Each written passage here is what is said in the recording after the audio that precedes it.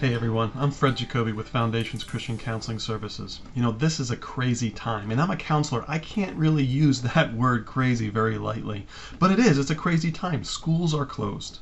Businesses are closed. We have to meet at church online these days. Zoom is no longer a descriptive word of just Zoom, but now it's followed by the word meetings. And grocery shopping. I was just grocery shopping the other week, and now we see everybody with, or so many people with medical masks. We see them with gloves on. I was looking for Tylenol. There was all out. Vitamin C, they were all out. Wipes, they were all out. And toilet paper, forget about it. It's a crazy time. You can't even cough or sneeze in public without someone looking at you and maybe judging you. It's a time of uncertainty, isn't it? I mean, we don't know how long this is going to be. We are just uncertain, and that kind of brings about a level of fear as well. And you know, I was thinking about in Scripture, we've got Shadrach, Meshach, and Abednego. They went through a period of time of uncertainty themselves. And let's take a look at what happened there. I'm going to look at from Daniel chapter 3. King Nebuchadnezzar was a prideful man, and he built a statue about himself, and he wanted everybody to worship him and worship his statue.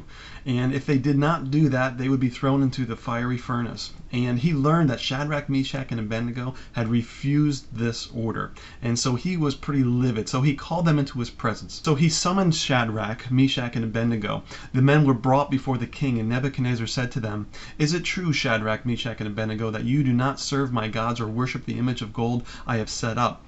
Now when you hear the sound of the horn, flute, zither, lyre, harp, pipe, and all kinds of music, if you're ready to fall down and worship the image I made, very good." See, he gave him one more chance.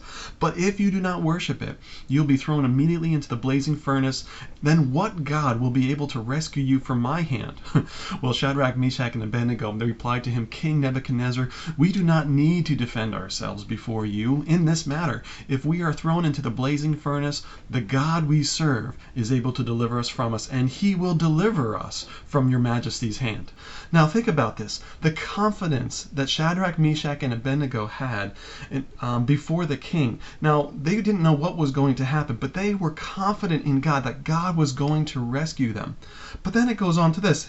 They said this, "But even if he doesn't," whoa, wait a minute. Didn't you just say that God is able? Didn't you say that God will deliver you from his hand? But if he does not, so there's a bit of uncertainty. They didn't know if God was going to do that or not. They thought he probably was. But just in case, they said that. They said, "But even if he does not, we want you to know, your majesty, that we will not serve your gods or worship the image of gold that you have set up." And so even though there was a bit of uncertainty, there was a confidence that Shadrach, Meshach, and Abednego had, not necessarily in the situation of what would happen or of what God would do, but they had a confidence in who God was. See, they knew that God was faithful. They knew that not only was God faithful, but that they ought to be faithful to God in the process.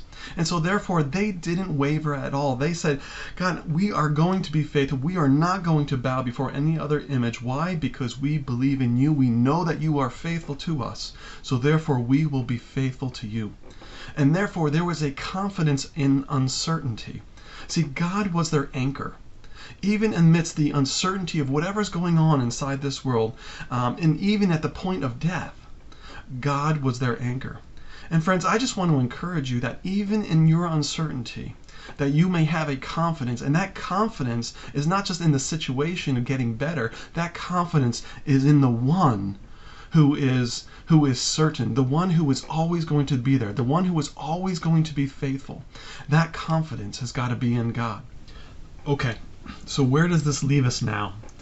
King Nebuchadnezzar got so upset that he made the furnace hotter than, yes, you guessed it, that hot. And it was so hot that even the guards that brought him up there died because of the heat. Man, it stunk to be them, I can tell you that. And so then he looks into the fiery furnace after Shadrach, Meshach, and Abednego fell in. And he does not just see them, but he sees one other person. And the scriptures say it was like the son of the gods. In other words, he was an angel of the Lord, or it was Jesus Christ himself. And he was so amazed that he let them out. You see, in the time of uncertainty, they remain confident in God. And as a result of their remaining confident in God, God saw them through. God was there with him. His presence was there. And they were able to get through, not just avoiding death, but they were actually honored to a greater place within Nebuchadnezzar's kingdom. What an amazing thing to remain confident in God amidst uncertainty. And friends, this is what I hope for us today, that we would remain confident in God amidst the uncertainty of the things that are going on in this world and the uncertainty of this pandemic, that we would remain confident and keep him as our anchor. God bless you all. And if you need help, and if you want help working through this, we have counselors standing by.